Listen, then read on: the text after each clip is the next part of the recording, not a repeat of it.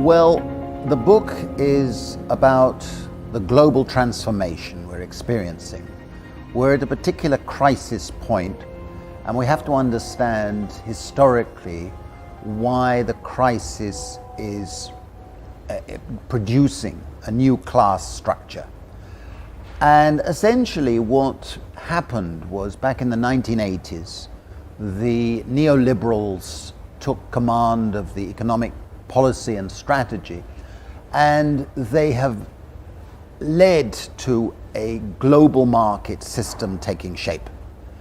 And in the process, what's been happening is that we've expanded the global labor market, put huge downward pressure on our living standards in Europe, and produced a new class structure. That's the background. The class structure is not the 99%, 1% that Occupy movement and indignados like to focus on. It's more complex than that. We've got a plutocracy at the top of disgustingly rich and powerful billionaires and multi-billionaires. A long way below that, you've got a salariat, as I call it, people who've still got employment security and so on. The old working class, the proletariat, is shrinking, and it's the precariat that is growing. And the precariat is a dangerous class in the sense that it rejects the old political ideologies of the 20th century. And you can define the precariat as a combination of factors. There are millions of people, young and not so young, who are having three factors. One is that they are being habituated, subject to pressures, to accept a life of unstable labor and unstable living, in which they are expected to have casual jobs, in and out of jobs and unemployment, but more importantly, without any occupational identity, any occupational narrative to give to their lives. And they have to do a lot of work that doesn't get counted. A lot of that is unpaid, it's a form of exploitation, and at the same time, they find that their level of education is above the level of labor that they have to do. So that's one characteristic. The second characteristic is that they have to rely mainly on money wages. They don't get any benefits. They don't get any rights-based benefits, state benefits, and they're living on the edge of debt, unsustainable debt. One mistake, one little mishap, and they're out and homeless and so on.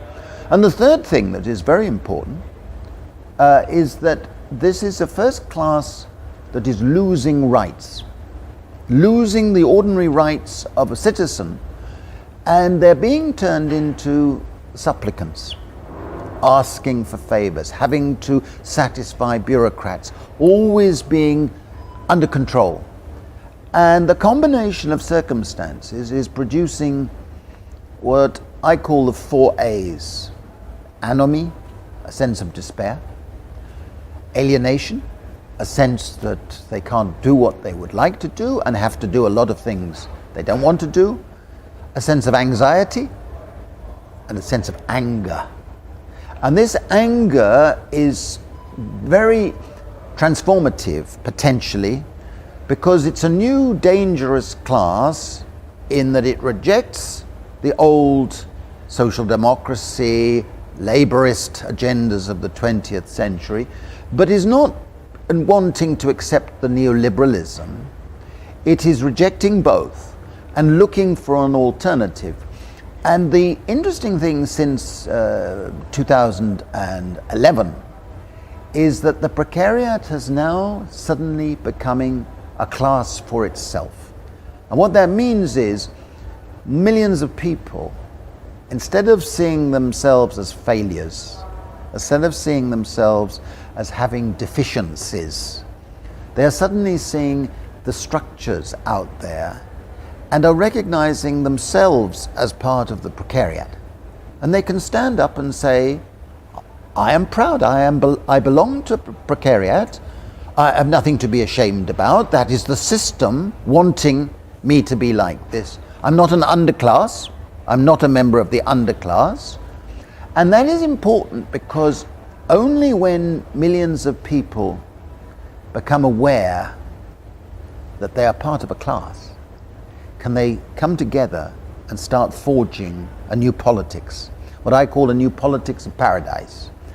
And I think we are in that stage now where suddenly millions of people are identifying themselves as the precariat, and the political energy is transforming it into a new dangerous class that is threatening the state.